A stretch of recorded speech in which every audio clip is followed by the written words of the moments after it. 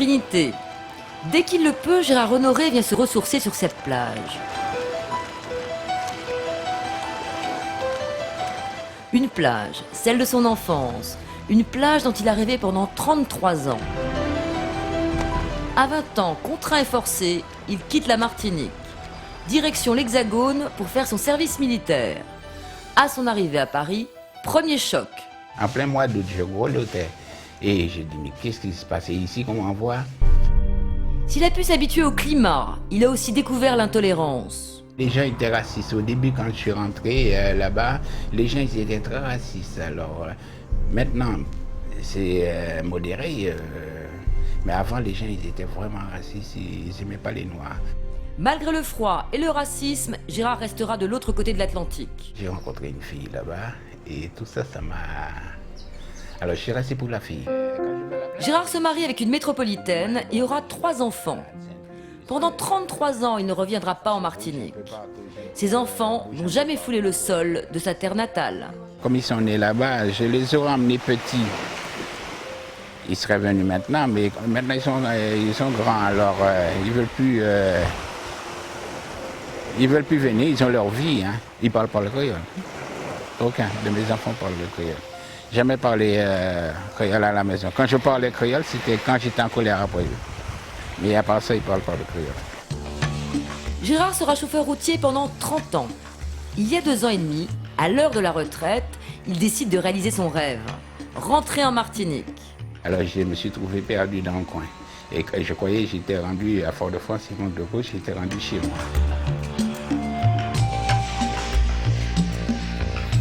Depuis son retour, Gérard vit seul, avec son chat, dans cette maison de Trinité. Ouais, je suis chez moi, ça fait 2 ans et demi que je suis ici. Il n'y a que les moustiques, à part ça, bon ben, la chaleur un tout petit peu, mais on s'y fait avec la chaleur. Mais les moustiques, on ne peut pas s'y faire.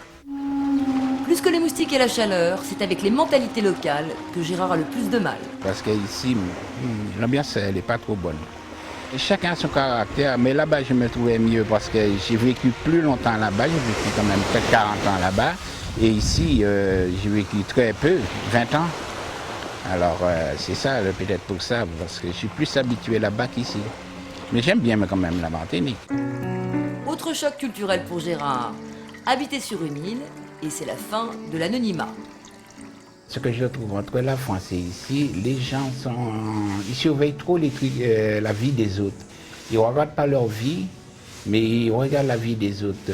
Dès qu'on bouge, ils sont derrière le carreau en train de surveiller, de voir si le voisin ne sort pas, mais ils ont autre chose à faire, moi je dis, au lieu que de surveiller les gens. Et puis la vie, elle est chère.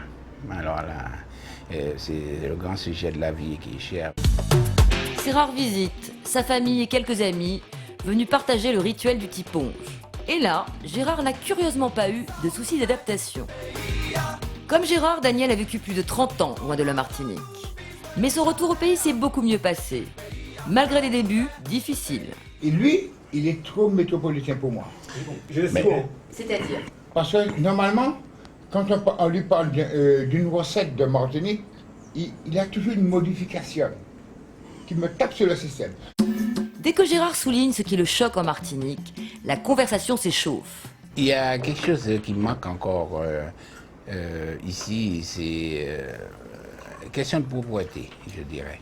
Si on revient sur ça, il y a trop de bagnoles et des bagnoles qui traînent, les gens ils balancent leurs canettes de bière n'importe où.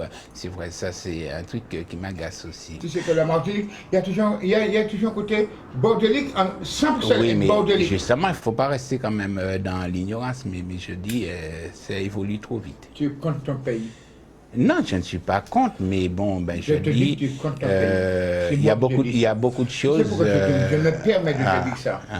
Parce que normalement, moi j'ai fait cette synthèse, c'est-à-dire que la jonction entre Martinique et France, Martinique, c'est Martinique, France, c'est France. Le mec, c'est un vrai négociateur, quand il parle, il m'énerve, parce qu'il parle ah ouais.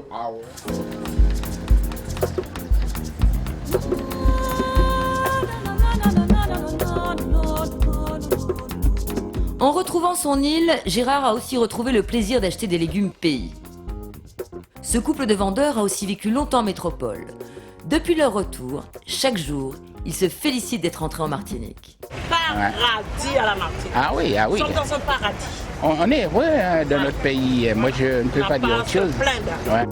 S'il n'a pas reconnu la Martinique de son enfance, Gérard a retrouvé ici des valeurs qui lui avaient manqué. On a tout ce qu'on veut ici.